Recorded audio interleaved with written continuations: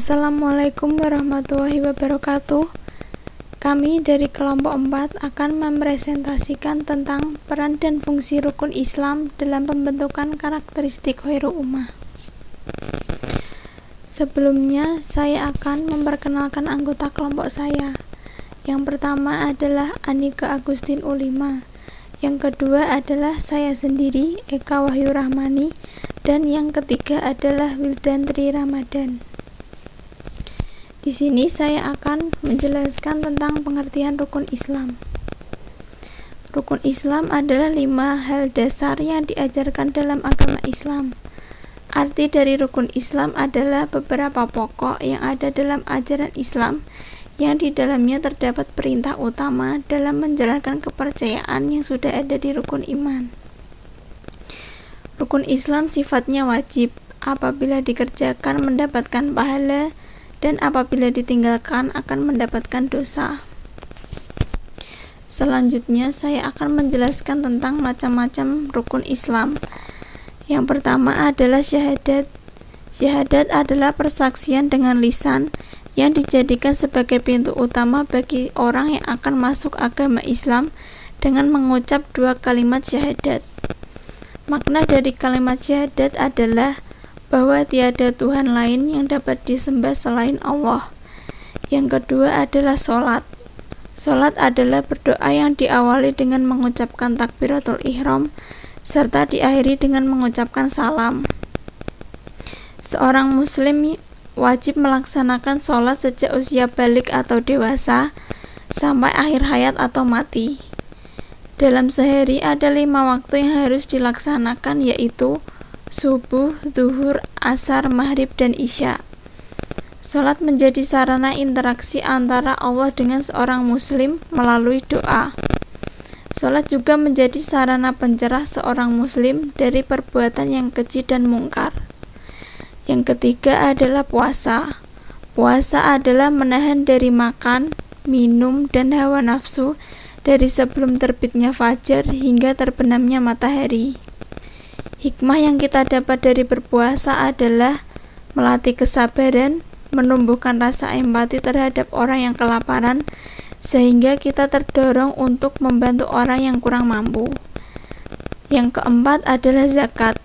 Zakat adalah kegiatan mengeluarkan harta tertentu dari seorang yang beragama Islam dan diberikan kepada golongan yang berhak menerimanya. Ada beberapa jenis zakat yang harus dibayarkan. Di antaranya adalah zakat perdagangan, zakat fitrah, zakat mal, dan zakat penghasilan. Jenis zakat yang dibayarkan di bulan Ramadan adalah zakat fitrah. Zakat fitrah hukumnya wajib. Jumlah zakat fitrah yang wajib diserahkan adalah 2,5 kg beras, atau bisa diganti dengan uang yang setara dengan 2,5 kg beras tersebut. Sedangkan untuk zakat mal bisa memperkirakannya dengan menyerahkan 2,5% dari harta yang diperoleh dari penghasilan kita. Yang kelima adalah haji. Haji adalah ziarah ke Mekah dan kewajiban bagi umat Islam yang harus dilakukan setidaknya sekali seumur hidup oleh semua orang muslim dewasa yang secara fisik dan finansial mampu melaksanakan perjalanan tersebut. Baik, untuk materi berikutnya adalah tentang pengertian khairu ummah. Khairu ummah menurut Quran surat Al-Imran ayat 104 dan ayat 110 adalah suatu komunitas masyarakat yang senantiasa menyerukan kepada kebaikan dan menyuruh kepada yang ma'ruf dan mencegah kemungkaran. Quran surat Al-Imran ayat 110 yang artinya, kamu umat Islam adalah umat terbaik yang dilahirkan untuk manusia karena kamu menyuruh berbuat yang ma'ruf dan mencegah dari yang mungkar dan beriman kepada Allah Subhanahu wa Ta'ala. Sekiranya ahli kitab beriman, tentulah itu lebih baik bagi mereka. Di antara mereka ada yang beriman, namun kebanyakan mereka adalah orang fasik. Dan Quran surat Al-Imran ayat 104 yang artinya, dan hendaklah di antara kamu ada segolongan orang yang menyeru kepada kebajikan menyuruh berbuat yang ma'ruf dan mencegah dari yang mungkar, dan mereka itulah orang-orang yang beruntung. Menurut Quraisy Shihab, ummah didefinisikan sebagai himpunan manusia yang seluruh anggotanya bersama-sama menuju satu arah, bahu-membahu, dan bergerak secara dinamis di bawah kepemimpinan bersama. Itu adalah pengertian dari Khairu Ummah. Materi berikutnya membahas tentang peran dan fungsi rukun Islam dalam pembentukan karakteristik Khairu Ummah. Yang pertama, syahadat. Syahadat sebagai latihan lisan pembentukan kepribadian muslim dengan membaca 2 kalimat syahadat dalam melakukan perbuatan-perbuatan yang ingin dilakukan dan selalu menyertakan Allah Subhanahu wa Ta'ala dalam setiap langkah yang ingin dicapai. 2. Sholat. Sholat sebagai latihan jiwa dan raga dalam pembentukan kepribadian umat muslim dan sebagai suatu bentuk ibadahnya kepada Allah Subhanahu wa Ta'ala, dan juga sebagai acuan umat muslim untuk mencapai umat muslim yang taat kepada Allah Subhanahu wa Ta'ala. Yang ketiga, puasa. Puasa sebagai bentuk pelatihan pengendalian hawa dan nafsu umat muslim dalam mengendalikan perasaan ingin berbuat sesuatu sesuai dengan ajaran boleh dan tidak, haram dan halalnya sesuatu tersebut, sebagai acuan dalam melakukan sesuatu sesuai dengan ajaran-ajaran Islam. Yang keempat, zakat. Zakat sebagai latihan kepemilikan materi, karena materi yang dimiliki bukan sepenuhnya milik diri sendiri, melainkan hal-hal yang ingin dimiliki sekarang juga sebagian adalah milik orang lain yang dititipkan Allah Subhanahu wa Ta'ala untuk diberikan kepada orang lain yang membutuhkan. Yang kelima, haji. Haji sebagai latihan pembentukan karakteristik manusia. Seseorang dilatih untuk selalu mengingat Allah, berdoa, melepaskan pakaian kebesarannya dengan kerendahan hati, dan menguatkan persaudaraan. Karakteristik umat Khairu Ummah. Karakteristik umat Khairu Ummah sendiri dibagi menjadi beberapa bagian. Di antaranya adalah amar makruf, nahi mungkar, dan beriman kepada Allah Subhanahu wa Ta'ala. Untuk karakteristik umat Khairu Ummah yang pertama adalah amar makruf. Amar makruf sendiri adalah sifat yang menyuruh umat manusia melakukan hal-hal kebaikan yang bersumber kepada Al-Quran dan dilakukan secara sunnah. Yang dimaksudkan di sini adalah perbuatan baik yang dilakukan secara sunnah, yaitu boleh untuk dilakukan atau boleh untuk tidak dilakukan. Contohnya adalah sedekah, silaturahmi, menjaga hak sesama, membantu orang yang membutuhkan, dan perbuatan-perbuatan terpuji lainnya. Untuk karakteristik umat Khairu Ummah yang kedua yaitu nahi mungkar. Nahi mungkar adalah mencegah sifat dan perilaku yang tidak selaras dengan nilai-nilai Islam, yaitu adalah mencegah sifat-sifat mungkar atau sifat-sifat yang tidak diperbolehkan dalam agama Islam. Contohnya adalah mencegah teman kita yang hendak berkelahi, tidak melakukan hal-hal zalim, tidak berbuat sombong, dan perbuatan-perbuatan tercela lainnya. Untuk karakteristik umat Khairu Ummah yang terakhir adalah beriman kepada Allah Subhanahu wa Ta'ala, di mana sifat yang meyakini dan mempercayai bahwa Allah itu ada dan sebagai dasar utama dalam umat muslim. Yang dimaksudkan di sini adalah umat muslim wajib untuk meyakini bahwa Allah itu memang ada dan selalu menjadi bagian dalam umat Islam, yaitu sebagai pedoman dalam mencapai umat yang taat kepada Allah Subhanahu wa Ta'ala. Contohnya adalah menjaga sholat 5 waktu, menjauhi perbuatan-perbuatan yang tidak baik, berkumpul dengan orang-orang yang soleh, dan selalu menaati semua perintah dan larangan umat Islam itu sendiri. Untuk materi yang selanjutnya adalah penerapan Khairu Ummah dalam kehidupan sehari-hari. Penerapan Khairu Ummah dalam kehidupan sehari-hari ini dibagi menjadi beberapa bagian, yaitu adalah asyidku, al-amanah, wafa bil ahdi, yang ketiga adalah al-adalah, yang keempat adalah at-tawaun, dan yang terakhir adalah al-istiqomah. Untuk yang pertama adalah asyidku. Asyidku adalah sifat kejujuran dan kebenaran dalam artian apa yang diucapkan dengan apa yang akan dilakukan atau difikirkan di dalam hati dan pikiran manusia itu selaras.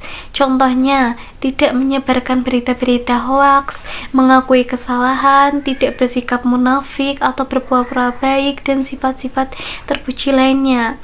Untuk yang kedua adalah al-amanah wal wafa bil ahdi, adalah sifat umat muslim yang dapat dipercaya, setia, bertanggung jawab, dan tepat pada janji-janjinya. Contohnya adalah menjaga amanah yang disampaikan, menjaga informasi yang dirahasiakan, menjalankan tugas dan kewajiban sesuai dengan apa yang diamanahkan, dan sifat-sifat terpuji lainnya. Untuk yang ketiga adalah al-adalah. Al-adalah adalah sifat umat muslim yang objektif, proporsional, dan taat pada asas, di mana setiap orang mampu berpegang teguh kepada kebenaran yang objektif dan menempatkan segala sesuatu pada tempatnya. Contoh-contohnya adalah menjalankan kewajiban untuk memberikan hak kepada orang lain, menjadi pimpinan yang amanah, melakukan atau mengatakan sesuatu yang tidak pada hal yang semestinya, dan sifat-sifat terpuji lainnya. Untuk yang keempat adalah at-tawaun. At-tawaun sendiri adalah sifat tolong-menolong pada umat manusia yang mengalami sesuatu yang sulit, dan wajib hukumnya untuk kita umat muslim membantu seseorang yang mengalami kesulitan, entah itu muslim maupun non-muslim, itu sebagai bentuk kepedulian kita terhadap sesama. Contohnya adalah membantu atau memberikan sedikit rezeki secara materi atau non-materi kepada orang yang sangat membutuhkan, memberikan bantuan berupa tenaga atau pikiran, dan sifat-sifat tolong-menolong lainnya. Untuk yang terakhir adalah al-istiqomah. Al-istiqomah sendiri adalah sifat umat muslim yang memiliki pendirian pada sebuah keputusan dan sebuah perbuatan yang konsisten atau dilakukan secara terus-menerus. Di sini adalah diharapkan umat manusia atau umat muslim dapat istiqomah dalam melakukan segala hal, termasuk dalam ibadahnya, dalam mencapai sebuah umat yang khair ummah atau umat yang taat. Contohnya, selalu menjalankan perintah-perintah Allah, selalu menaati aturan-aturan atau halal dan haramnya sesuatu tersebut, dan perbuatan terpuji lainnya. Untuk yang ketiga adalah manfaat mengembangkan karakteristik khair ummah. Manfaat untuk mengembangkan karakteristik khair ummah sendiri ada beberapa, yaitu menciptakan seseorang yang memiliki sifat jujur dan selalu memiliki sifat yang rendah diri juga. Untuk yang kedua adalah menciptakan seseorang yang mampu bersikap adil kepada setiap orang, setiap manusia, umat muslim ataupun umat non beragama lainnya. Untuk yang ketiga adalah menciptakan seseorang yang senantiasa menepati pada janji-janjinya, yaitu janji kepada teman, kepada sesama umat manusia. Terus yang keempat adalah menciptakan seseorang yang memiliki sifat amanah dan dapat dipercaya. Menciptakan seseorang yang memiliki sikap amanah atau dapat dipercaya dalam segala sesuatu. Dan yang terakhir adalah menciptakan seseorang yang memiliki sikap gemar menolong pada sesama. Untuk yang selanjutnya adalah kesimpulan atau yang terakhir, rukun Islam. Kesimpulan dari PPT ini adalah rukun Islam adalah 5 hal dasar yang diajarkan dalam agama Islam. Sementara khairu ummah adalah suatu komunitas masyarakat yang senantiasa menyeruakan pada kebaikan dan mencegah kemungkaran. Keduanya adalah pondasi menuju kehidupan yang bahagia dan kekal, karena keduanya menentukan amal dan ibadah manusia semasa hidupnya. Rukun Islam sendiri menjadi peran penting dalam pembentukan karakter yang khairu ummah. Salah satu perannya adalah rukun Islam berfungsi untuk membentuk kepribadian seorang muslim agar menjadi khairu ummah atau umat yang terbaik.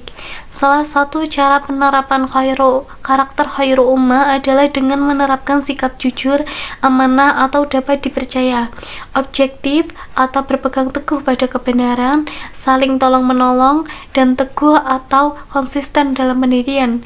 Semua itu harus diterapkan dalam kehidupan agar kita menjadi umat yang khairu ummah. Sekian presentasi dari saya. Wassalamualaikum warahmatullahi wabarakatuh.